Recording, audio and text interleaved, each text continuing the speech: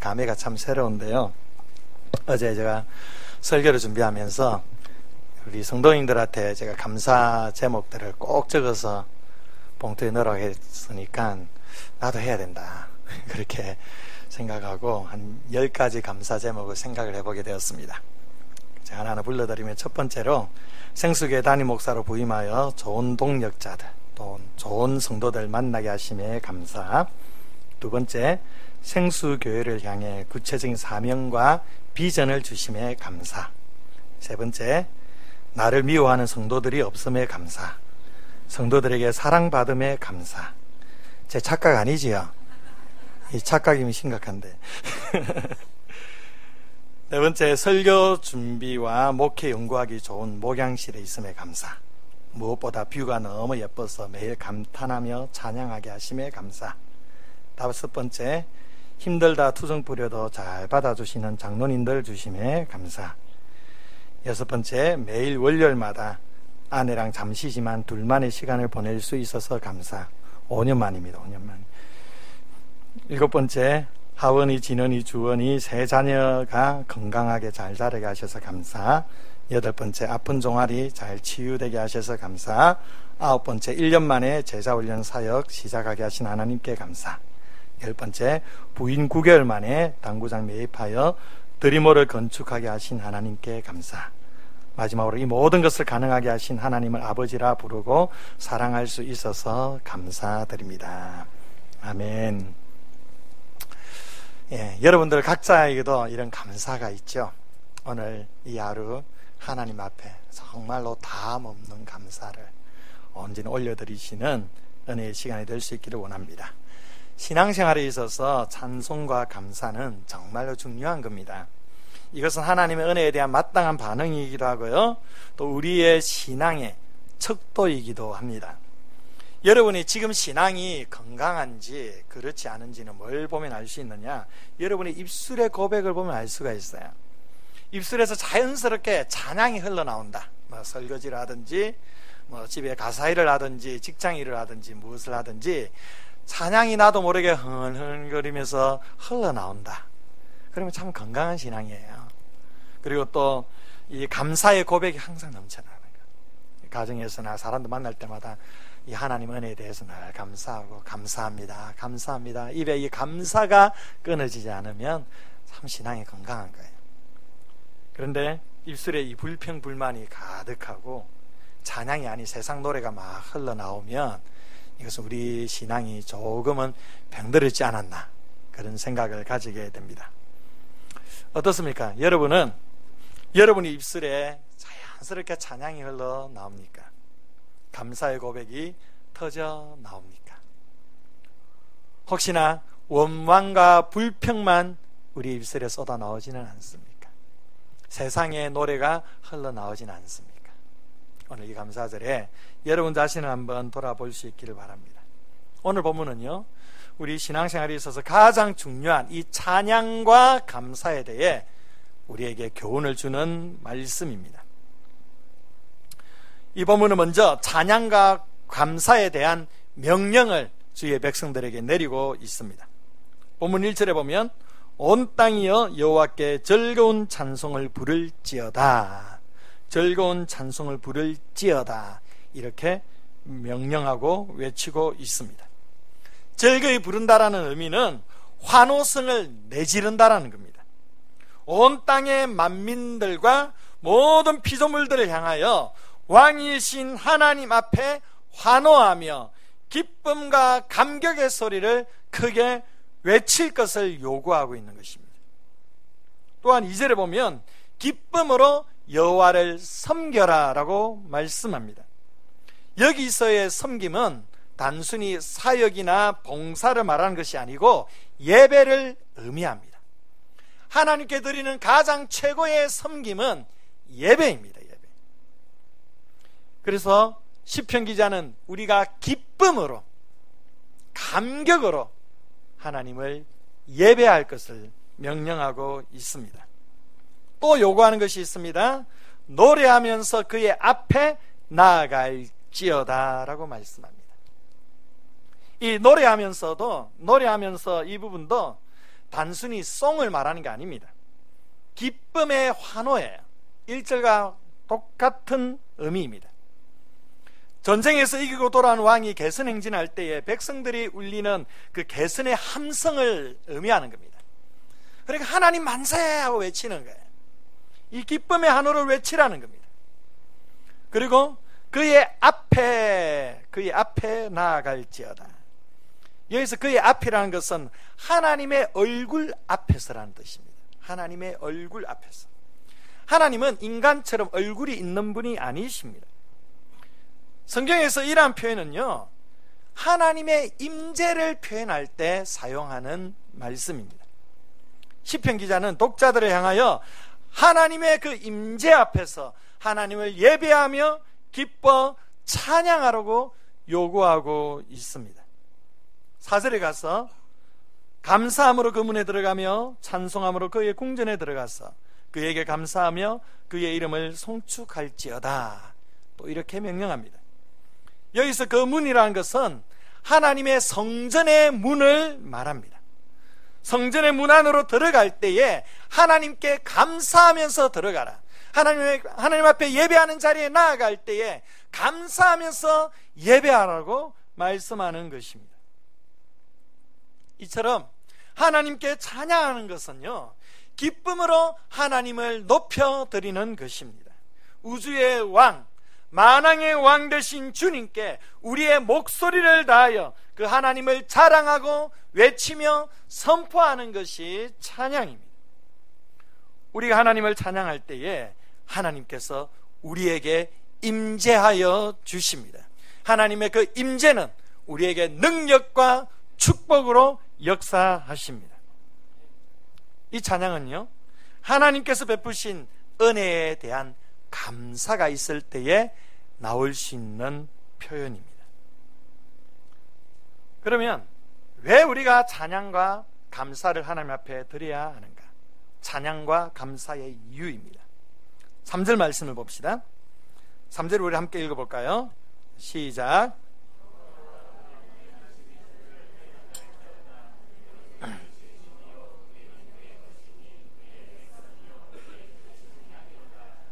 이 3절에서 우리가 찬양해야 할 궁극적인 이유가 나옵니다. 먼저 여호와가 우리 하나님이신 줄 너희는 알지어다. 우리는 하나님을 알아야 합니다. 어떤 하나님이시죠? 우리 하나님. 우리는 하나님이 우리의 하나님이심을 알아야 합니다.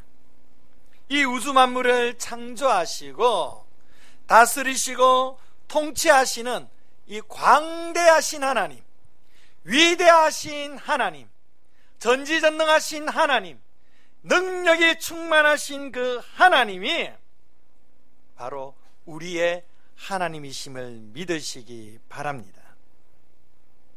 우리 하나님께서 어떤 일을 우리에게 행하셨습니까? 말씀 보니까 우리를 지으셨다라고 고백합니다. 하나님께서 우리를 지으셨습니다. 하나님의 형상으로, 하나님을 닮은 모습으로 우리를 지으셨습니다. 뿐만 아니라 우리를 위하여 가장 귀한 독생자 예수 그리스도를 이 땅에 보내셔서 십자가로 우리를 구원하여 주셨습니다. 예수님을 우리에게 주셨다는 것은 바로 하나님께서 우리에게 전부를 주셨다라는 의미예요. 하나님께서는 하나님의 백성인 우리들에게 하나님의 전부를 우리에게 다 주신 것입니다. 이게 예수님을 우리에게 주신 것에 대한 의미입니다. 진정한 감사는요, 이렇게 여호와 하나님이 우리의 하나님이심을 믿고 확신하는 것에서 출발하는 것입니다. 사랑하는 성도 여러분, 여러분은 하나님이 우리의 하나님이신 줄 믿습니까? 그 하나님이 나의 하나님으로 고백하고 있습니까? 나의 하나님, 나의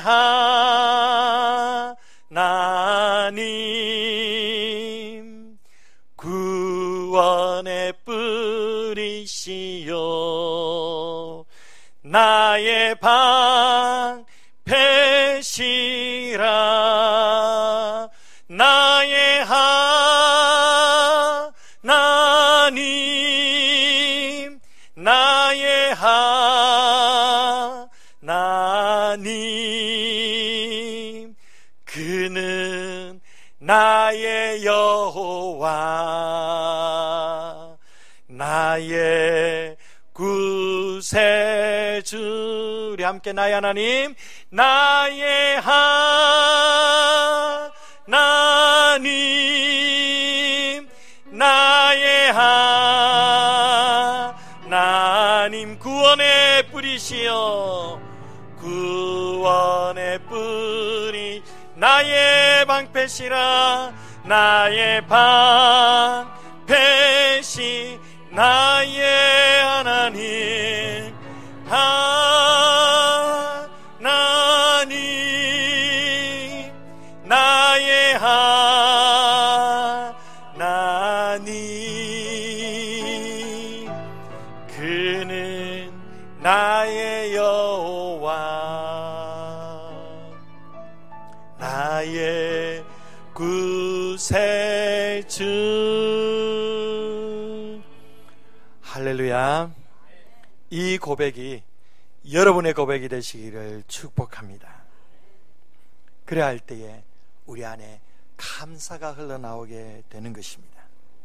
또 시편 기자는 우리가 찬양해야 될 이유를 말합니다. 3절에 보니까 우리는 하나님의 것이라고 말씀합니다. 그리고 하나님의 백성이라고 말씀합니다. 하나님의 양이시라고 말씀합니다. 그러하기 때문에 하나님을 찬양하고 감사해야 한다라고 말씀합니다. 하나님께서 우리를 지으셨기 때문에요. 우리의 삶은 우리의 것이 아니라 하나님의 것입니다. 하나님의 소유입니다. 또한 그의 백성이고 그의 양입니다. 그래서 그의 백성, 그의 양이라는 말은 언약 사상에서 가장 중심적인 사상이에요. 하나님께서 이스라엘 백성을 자신의 백성으로 삼으셔서 양처럼 돌보시고 보살피셨습니다. 그래서 모든 민족 위에 뛰어난 민족이 되게 하셨고 이 이스라엘 민족을 통하여 예수 그리스도를 이 땅에 보내셨습니다. 이스라엘이 그만한 자격이 있기 때문에 어떤 조건을 갖추었기 때문에 하나님께서 그들을 백성으로 양으로 삼으신 것이 아닙니다. 그냥 무조건적인 은혜로 그 하나님의 무조건적인 선택으로 이스라엘 백성들을 하나님의 백성이요 하나님의 양으로 삼으셨다라는 것입니다. 이 이스라엘의 하나님이 바로 저와 여러분의 하나님이십니다. 우리는 하나님의 것입니다. 하나님의 백성입니다. 하나님의 양이십니다. 이 사실이 우리에게 말씀해 주는 것이 무엇일까요? 그것은 바로 하나님께서 우리의 삶을 책임져 주신다라는 것입니다. 여러분, 우리가 우리 것이 아니고 하나님의 것인데 하나님께서 아무렇게나 하시겠습니까? 여러분, 여러분의 것을 아무렇게나 하시나요? 그렇지 않지 않습니까? 우리가 하나님의 것인데 하나님이 그냥 내버려 두시겠어요? 우리가 하나님의 것인데 하나님이 그냥 방치해 두시겠어요? 아닙니다. 우리가 하나님의 것이기 때문에 하나님이 책임져 주십니다. 우리가 하나님의 백성이기 때문에, 우리가 하나님의 양이기 때문에 하나님께서 보살펴 주시고 돌보시고 인도해 주시는 것입니다. 그래서 마태복음 6장에 뭐라고 말씀합니까? 염려하지 말라. 너희 천부께서 너희가 있어야 될 줄 아시느니라. 아버지가 아신다는 말씀이 어떤 의미입니까? 그냥 머리로만 안다라는 겁니까? 책임져 준다는 것이요.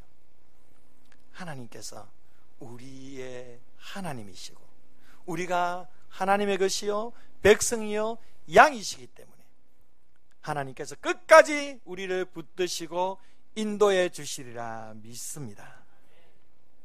우리가 이런 하나님을 알고 확신할 때에 우리 안에 이 찬양과 감사가 흘러나오게 되는 것입니다. 그런데요, 사실 우리의 현재의 삶은 그러하지 못합니다. 사실 감사절 때마다 우리 안에 고민이 있어요. 내가 이번 추수감사절에 뭘 감사해야 되지? 목사님이 다함 없는 감사를 드리자고 했는데 나 그럴 만큼 내가 감사할 거리가 별로 없는데, 범사에 감사하라고? 내가 뭘 감사해야 되지? 어찌 보면 작년보다 올해가 더 내 살기 더 힘들고 형편도 어렵고 문제도 안 풀리고 여러 가지 어려운 상황 속에 지금 직면하고 있는데, 이 상황 속에서 감사하라니, 이거 하나님 너무하신 거 아닌가? 물론 대부분의 성도들이 그러하지는 않겠지만, 혹시 우리 마음에 늘 감사를 얘기할 때 공허한 외침으로, 공허한 메아리로 다가오는 경우가 참 많다라는 것이, 우리의 상황과 형편을 보면 뭐 그렇게 감사가 나올 만한 상황이 아닌 것 같아요. 여러분, 국제정세가 얼마나 불안합니까? IS의 무차별적인 테러가 전 세계 사람들, 우리 모두를 불안하게 하죠. 어제도 파리에서 7군데 테러가 일어나고 126명 가까이 죽고 앞으로 또 사상자 더 늘어날 수 있는 그런 상황이 있는데, 제 제자가 그 파리 유학가에 있어요. 부부가, 그 애도 있고. 제가 그 소식을 듣자마자 그냥 얼마나 마음에 걱정이 되든지, 그래서 바로 페이스북으로 괜찮냐고, 너는 안전하냐고 바로 보냈더니 자기는 괜찮다고, 그래 좀 기도해달라고 그렇게 또 소식을 전해줘 왔었어요. 참 불안하죠. 이런 일이 겪으니까 우리 한국도 안심해도 되나, 이런 생각도 들잖아요. 세계 도처의 기근과 지전이 일어나고 얼마나 불안합니까? 우리 국내도 보십시오. 헬조선, 세상에 헬조선 이런 말들이 나올 만큼 젊은이들과 서민들이 살기가 너무도 어렵습니다. 정부는 보니까 계속 국민들을 실망시키는 것 같습니다. 가뭄도 심각하고 모든 경제 지표와 삶의 지표가 우리의 미래를 너무도 어둡게 만드는 그런 지금 국내 상황들을 우리가 접하고 있습니다. 우리 가정도 어떻습니까? 경제적으로 어찌 보면 뭐 잘된 분들도 있을지 모르겠지만 작년보다 더 힘든 것 같아요. 자녀가 속썩입니다. 준비하고 계획했던 일들이 잘 안 풀립니다. 다 이상하게 꼬여버립니다. 하나님께 기도하면 응답해 주신다고 그렇게 말씀해서 열심히 기도했는데도 내 기도는 응답해 주시지 않는 것 같습니다. 그게 우리의 처한 현실입니다. 이런 상황에서 어떻게 내가 나의 하나님 감사할 수가 있느냐라는 것이요. 내 마음에는 감사할 마음이 추워도 없는데 어떻게 억지로 감사할 수 있느냐라는 겁니다. 아마도 이런 고민을 가진 분들이 이 자리에 앉아 있을 줄 압니다. 그러나 여러분, 이러한 상황에도 불구하고 우리는 얼마든지 하나님께 찬양하고 감사할 수가 있습니다. 감사는요, 이런 조건과 상황 속에 나오는 것이 아닙니다. 여러분, 다윗을 보십시오. 제가 토요일마다 다윗 시리즈로 설교를 합니다. 쫓겨다니는 다윗, 추격당하는 다윗의 삶에 대해서 여러분들 말씀을 나누고 있는데, 다윗은 10년이라는 기간 동안 사울에게 쫓겨다니는 인생을 살아야만 했습니다. 말이 10년이지 이 10년은 거의 다윗에게 지옥과 같은 삶입니다. 그러나 이런 지옥 같은 인생 속에서 다윗은 그의 내면과 인격과 그의 삶은 무너지지가 않았습니다. 그 연단을 통해 다윗은 위대한 이스라엘의 왕이 되었습니다. 그는 쫓기는 그런 인생 속에서도, 지옥과 같은 그 인생 속에서도 하나님을 찬양했고 하나님께 감사했기 때문입니다. 시편 57편 7절에서 11절 말씀을 볼까요? 앞에 자막이 나와 있는데요, 교독을 하겠습니다. 제가 먼저 읽습니다. 7절. 하나님이여, 내 마음이 확정되었고 내 마음이 확정되었사오니 내가 노래하고 내가 찬송하리이다.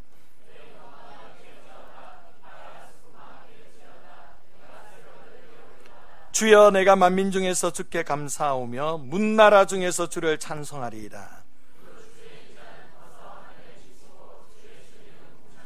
함께 하나님이여, 주는 하늘 위에 높이 들리시며 주의 영광이 온 세계 위에 높아지기를 원하나이다. 아멘. 다윗은 자신의 마음이 확정되었다라고 말합니다. 노래하고 찬송하기를 확정했습니다. 새벽을 깨우기로 확정을 했습니다. 만민 중에 주께 감사하기로 마음을 확정했습니다. 그러나 다윗이 이렇게 확정한 이 상황이 어떤 상황이겠습니까? 궁전에서 왕으로 다스릴 때였겠습니까? 아닙니다. 오늘 이 시편의 제일 앞에 나오는 주제가 보면 어떻게 적혀 있느냐 하면 다윗이 사울을 피하여 굴에 있었던 때라고 기록되어 있습니다. 다윗이 사울을 피하여 굴에 있었던 때, 이 죽음의 위협 속에, 심각한 그 죽음의 위협 속에서 이 찬송시를 쓴 것입니다. 이 앞절의 4절에 보면 이런 표현들이 있어요. 내 영혼이 사자들 가운데서 살며 내가 불사르는 자들 중에 누웠으니, 6절에도 그들이 내 걸음을 막으려고 그물을 준비하였으니. 얼마나 다급한 상황입니까? 잡히면 죽을 수밖에 없는 이 두려움과 공포 속에 다윗이 피할 길이 없어 캄캄한 동굴 속에 숨어서 이 시를 쓴 것입니다. 여러분, 상상해 가십니까? 어떻게 이런 가운데 감사할 수가 있어요? 어떻게 이런 가운데 찬양이 나올 수가 있습니까? 불평해하는 것 정상이 아니겠습니까? 하나님이 나에게 기름 부으셔놓고 왜 이런 일을 당하게 하십니까? 불평해야 되지 않나요? 그럼에도 불구하고 다윗은 하나님께 노래하기를, 새벽을 깨우기를, 만민 중에서 주께 감사하기를 확정하고 있는 것입니다. 얼마나 놀랍습니까? 여러분, 감사는요, 다윗처럼 결단하는 것입니다. 감사하기로 마음을 정하는 것입니다. 감사는 절대 환경과 상황에 제한받을 수가 없습니다. 이러한 환경과 상황을 초월하는 감사가 진정한 감사입니다. 바로 하나님이 나의 하나님이시기 때문입니다. 또 내성마비 시인, 성명의 시인을 우리는 너무너무 잘 알 것입니다. 온몸이 내성마비로 다 꼬여있고 자기 몸 하나 부지하기 힘든 이 연약한 이 성명의 시인이 그의 생애 동안 얼마나 아름다운 찬송시를 만들었습니까? 그의 시 중에 이런 시가 있습니다. 감사하게 하소서라는 시가 있습니다. 제가 읽어드릴게요.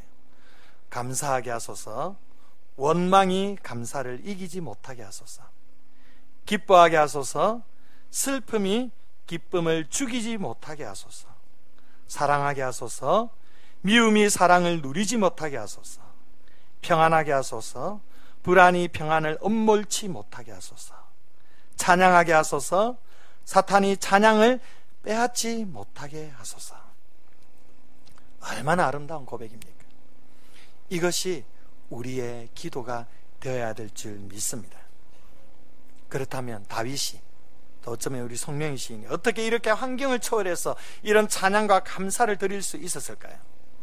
시편 57편 2절에 보면 이런 말씀이 있습니다. 2절에 우리 함께 읽어볼까요? 시작.